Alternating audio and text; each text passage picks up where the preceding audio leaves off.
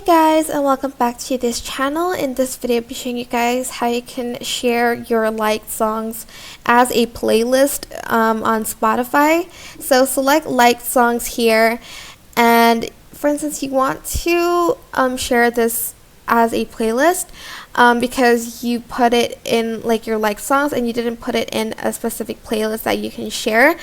Do not worry, you can share all this and make it into a playlist. Press Control A or Command A on your Mac if you're using a MacBook.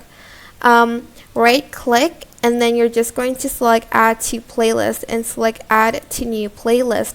Here you can rename your playlist here. For instance, like songs, and then you're just going to right click again and press share, and you can copy link to playlist and you can share it with your friends, your fans, or whatever, and they can view like what songs you have on your playlist.